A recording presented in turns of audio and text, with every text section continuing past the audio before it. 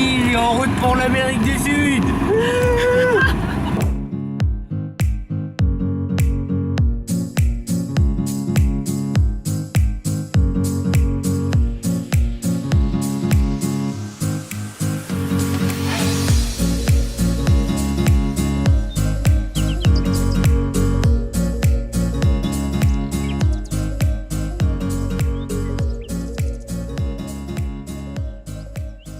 Bonjour et bienvenue pour ce nouvel épisode. Cette semaine, nous quittons Salento pour rejoindre Popayan. Et c'est certainement la partie la plus facile de notre traversée de Colombie, car nous longeons la vallée du Cauca, se situant entre la cordillère occidentale et la cordillère médiane. En arrivant en Colombie, la cordillère des Andes se divise en trois parties. La cordillère occidentale et la cordillère médiane, mais aussi la cordillère orientale plus à l'est. Comme vous le voyez, en Colombie, nous sommes jamais seuls sur les routes. Mais revenons à notre vallée. C'est un peu le grenier du pays. Enfin c'était, car le sol si fertile permettait, il y a quelques dizaines d'années, de cultiver diverses variétés de fruits, de légumes, voire même de riz. Mais toutes ces cultures ont été au fil du temps remplacées par la canne à sucre, bien plus rentable. Du coup, nous faisons plusieurs dizaines, voire centaines de kilomètres au bord des plantations et nous nous faisons doubler en permanence par les trains sucriers. Les trains sucriers, ce sont en fait des camions extra longs qui alimentent les grosses raffineries de la région. Mais tiens, puisque nous parlons de sucre, il est peut-être temps de faire une pause déjeuner. Et comme à notre habitude, nous décidons de nous arrêter dans un resto en bord de route. Ce midi, donc c'est le menu du jour. On a une soupe de légumes avec de la crème en entrée, c'est un délice, avec une mini arepa.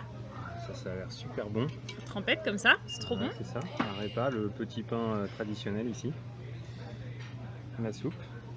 Et le must, c'est ce jus frais de guanabana. Guanabana. Ouais. Ouais. Alors ça c'est... Alors, on ne peut pas vous expliquer parce que ça existe qu'en Colombie. Ça ressemble à une grosse... je sais pas comment dire. Un gros fruit vert avec des piquants. Et c'est délicieux. Alors la suite est arrivée. Ça y est.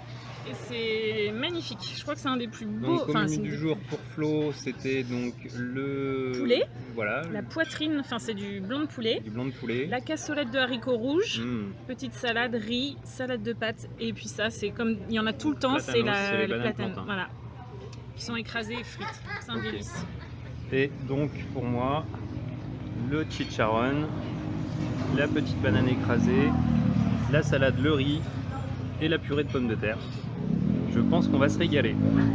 On n'a pas demandé le prix ce midi, mais bon, logiquement ça tourne autour des 10 000 pesos. Ouais, 3-4 euros par personne, ouais. Et le jus ça. généralement autour des 3 000 pesos. Là il était en plus, parfois il est compris, mais bon il n'est pas aussi grand forcément. Ouais. Donc on va voir si on a une bonne surprise ou une mauvaise surprise. Mais en attendant, c'est délicieux. Voilà, nous avons maintenant toute l'énergie nécessaire pour effectuer les derniers kilomètres qui vont nous mener jusqu'à Popayan. Popayan, c'est une des premières cités fondées par les colons espagnols. Et c'est vrai qu'en découvrant l'architecture de la ville, nous avons plutôt l'impression d'avoir traversé les Pyrénées que d'avoir traversé l'Atlantique. En tout cas, cette ville nous plaît beaucoup et nous y restons quelques jours. Cela nous permet notamment de faire un aller-retour à Silvia. Silvia est un petit village de montagne où vit le peuple guambiano. C'est un peuple qui vit encore de manière traditionnelle et qui est notamment reconnaissable à sa tenue vestimentaire. Les hommes, comme les femmes, portent la jupe.